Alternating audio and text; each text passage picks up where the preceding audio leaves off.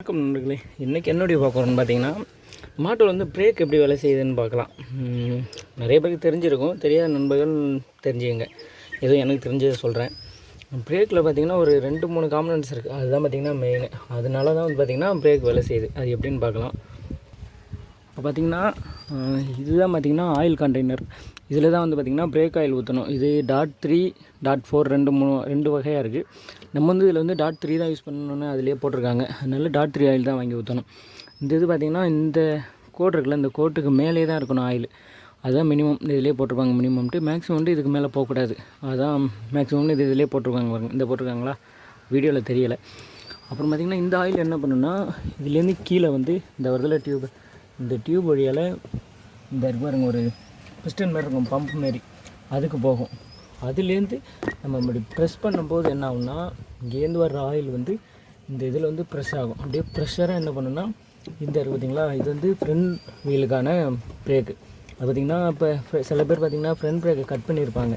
அது எப்படி கட் பண்ணுவாங்கன்னு பார்த்திங்கன்னா, இந்த ஆயில் போகிறதுல வந்து இந்த இதை லூஸ் பண்ணால் இது லூஸ் ஆகிடும்.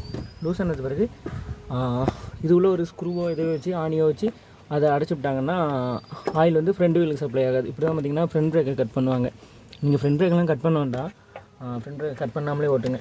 இது என்னோடய ஜெஸ்டர் தான், உங்கள் விருப்பம் தான். அதுக்கு மேலே பார்த்திங்கன்னா இந்த இது ப்ரெஸ் பண்ணும்போது தான் வந்து பார்த்திங்கன்னா ஆயில் போகும். ஆயில் போய்ட்டு இந்த தெரியுதா, இதுக்கு தான் வரும் அந்த ஆயில். நெக்ஸ்ட்டு இதுலேருந்து இந்த போகுது பாருங்கள், இதுலேருந்து இன்னொரு பைப் வந்து இந்த போகுதில்ல, இந்த பைப்பு தான் வந்து பார்த்திங்கன்னா பின்னாடி வீலுக்கு போகும். பின்னாடி போய்ட்டு நான் காட்டுறேன், வீல்கிட்ட காட்டுறேன். இப்போ பார்த்திங்கன்னா இந்த ஓசி தான் வந்து பார்த்திங்கன்னா பிரேக்கான ஓசி, பிரேக்கான பைப்பு. அந்த அங்கே காட்டினது வந்து இந்த பைப்பு தான். இதுதான் பார்த்திங்கன்னா வீல்கிட்ட இந்த வருதா, இந்த வருது பாருங்கள். இந்த பைப்பு வந்து பார்த்திங்கன்னா பிரேக் பைப்பு.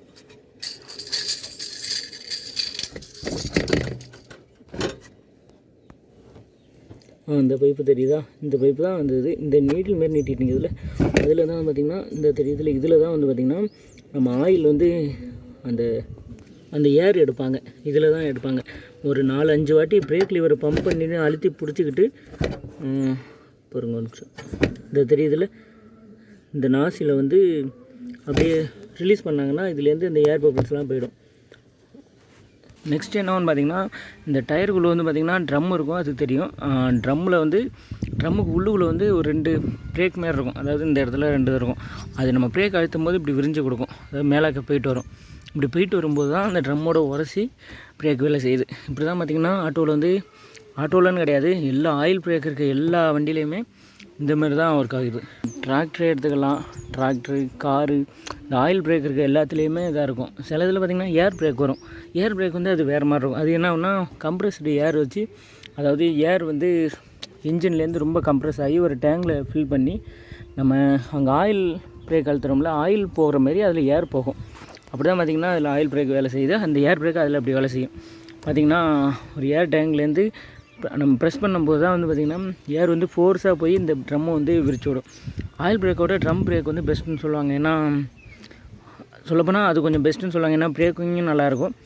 ஆனால் லாரியில் இன்னொரு பிரச்சனைனா, அந்த ஏரை வந்து கரெக்டாக மெயின்டைன் பண்ணிக்கணும். இப்போ கூட பார்த்திங்கன்னா ஒரு விபத்தில் நடந்துச்சுல தர்மபுரி பக்கத்தில், ஒரு லாரி போய்ட்டு எல்லா காரையும் ஒட்டுச்சுன்னு இருக்குனதெல்லாம். அந்தமாதிரி பிரச்சனைலாம் எதனால் வந்துச்சுன்னா, லாரியில் வந்து ஏரை பார்க்காம விட்டுருந்துருப்பாங்க. அதாவது ஏர் ரிலீஸ் ஆகிருக்கும். அந்த ஏர் ரிலீஸ் ஆகிறதுனால தான் இதாகும். ஏன்னா அது வந்து ஒரு பள்ளமான ரோடு. இவங்க என்ன பண்ணிட்டாங்கன்னா, வண்டி ஆஃப் பண்ணி வச்சுட்டு அப்படியே ஓட்டும் போது அந்த ஏர் வந்து ஃபுல்லாக ட்ரைன் ஆகிடுச்சு. திருப்பி அந்த டேங்கில் ஏர் ஃபுல்லாகாமல் பிரேக் பிடிக்காது. அந்தமாதிரி பிரச்சனைனால தான் பிரேக்கே வேலை செய்யாமல் போய் எல்லாத்தையும் முட்டி இதானது. இப்போ தான் பார்த்திங்கன்னா நம்ம ஆட்டோவில் வேலை செய்யுது. இந்த வீடியோ பிடிச்சிருந்துச்சுன்னா லைக் பண்ணுங்கள், நம்ம சேனல் மறக்காமல் சப்ஸ்கிரைப் பண்ணுங்கள். பார்த்திங்கன்னா ஆட்டோவை பற்றி நிறைய வீடியோ அப்லோட் பண்ணியிருக்கோம். ஒரு 150 வீடியோக்கு மேலே போயிட்டுருக்கு. மறக்காமல் எல்லா வீடியோ பாருங்கள். பார்த்துட்டு உங்களுக்கு பிடிச்சிருந்துச்சுன்னா லைக் பண்ணுங்கள், நம்ம சேனல் மறக்காமல் சப்ஸ்கிரைப் பண்ணுங்கள். தேங்க்ஸ் ஃபார் வாட்சிங்.